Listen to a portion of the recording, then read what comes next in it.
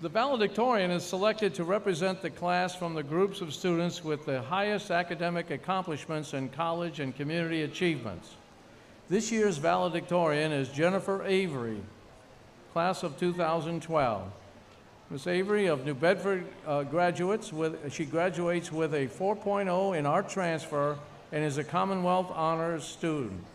She is an accomplished sculptor, writer, and performer, and she had the enviable task of deciding between two generous scholarships from Rhode Island School of Design or Brown, and she will attend Brown University in the fall. Jennifer Avery, valedictorian, class of 2012.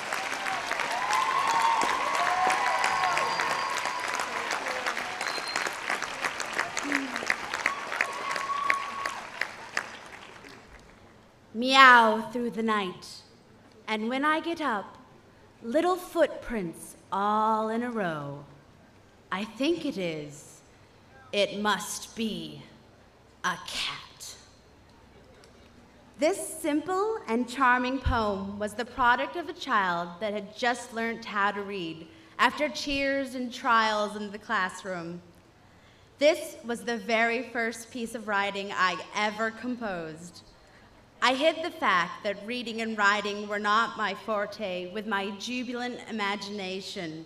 Like when I had to present a story to the class, I would make up a plot based on the pictures or recite a poem I had memorized, like The Owl and the Pussycat. My teachers caught on to this charade, and soon I was sent to the special education trailer. To be perfectly honest, I was ashamed. I was frustrated and angry at myself and those around me. It drove my wee mind mad that I couldn't grasp what seemed to come so natural to everyone else. Those fine streaming angles and shapes making their way across a page into words and sentences. Then Mrs. McAdams stepped into my life. She realized the traditional methods were not reaching me. She assessed my romantic disposition and introduced me to poetry.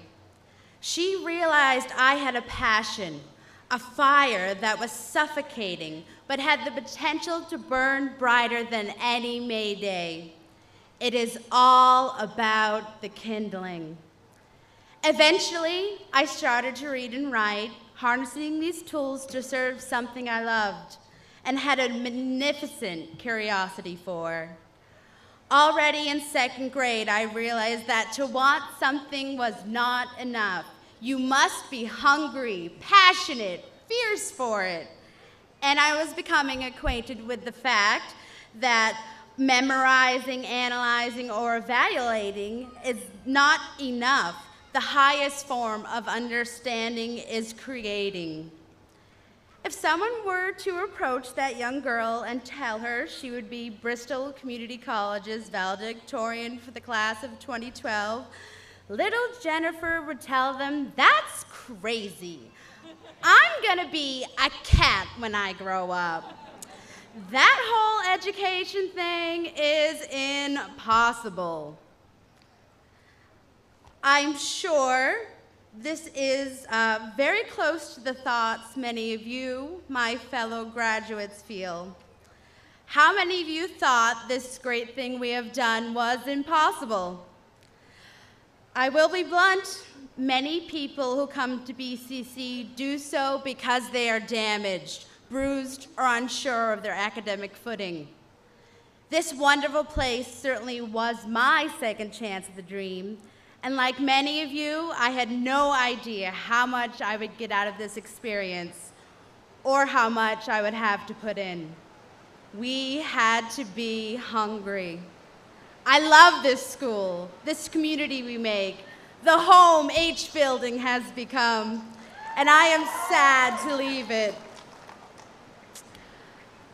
This is a bittersweet moment of our lives, and apparently Mother Nature agrees. She's crying for us. I am forever thankful that BCC helped me unlock my true potential and those of my friends and classmates.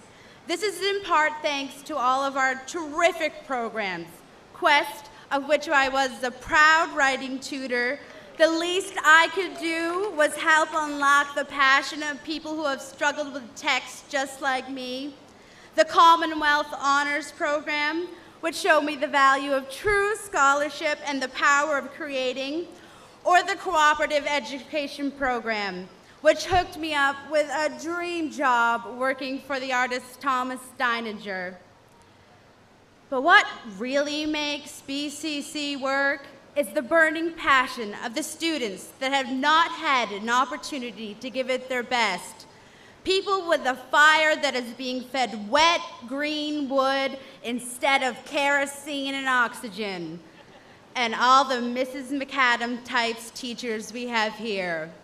The Eric Durants, the Thomas Grady's, the Sue McCourts.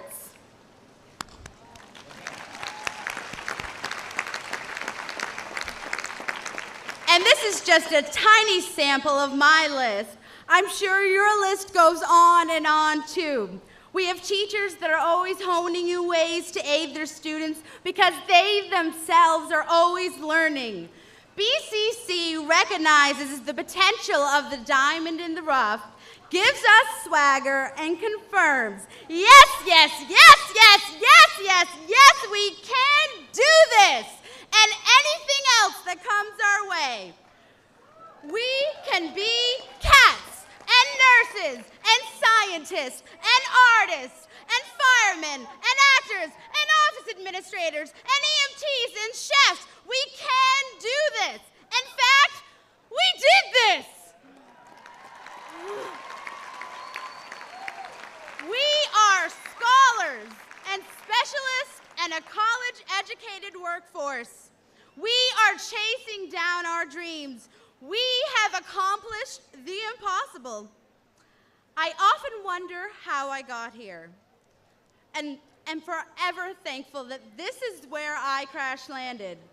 I spent years exploring the dark and dirty rock and roll underbelly of Boston, and in a flash, I left that frog pond, traveled the country, and looped back to New Bedford, Massachusetts. On a whim and intuition, I enrolled here and became a fine arts major. I fought hard for my education. Drawing was a bane to me, much like the reading and writing of lore. But I did it like you have all done your impossible task, with loved ones and friends and teachers. I suppose that is the nature of the impossible. It always pops up somewhere new, but you always have it in you to surmount it. We must believe in accomplishing impossible things. Crazy, you say? Well, it's like that scene from Lewis Carroll's Through the Looking Glass. Alice laughed. "There's no use trying," she said. "One can't believe impossible things." "I dare say you haven't had much practice," said the Queen. "When I was your age, I always did it for half an hour a day. Why, sometimes I believed in as many as 6 impossible things before breakfast."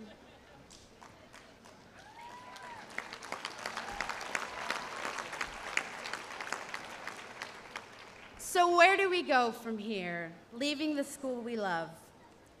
Well, we are the Mrs. McAdams of the future. I plan on learning and feeding passions for the rest of my life and giving back the knowledge that has been so generously showered upon me. I will someday teach in a community college and experience this bittersweet beauty from the opposite side of the coin. I will help my students and the world understand the nuances of art and its true significance as a civic duty of all great societies. I will help my pupils reach the highest cognitive level of creating. But you, my classmates and friends, can be a Mrs. McAdams without holding the job of professor or teacher. We will be bosses and supervisors. We will be pillars of our communities and subcultures. It is up to us to keep passions burning, keep fighting and learning, and to share that knowledge with our coworkers, friends, and neighbors. It is up to us to conceive, believe, and accomplish 6 impossible things before breakfast. And if I, the former ill-literate punk who couldn't draw, has made this commitment, so can you. Congratulations, class of 2012. I believe in you and Sevic's blessings.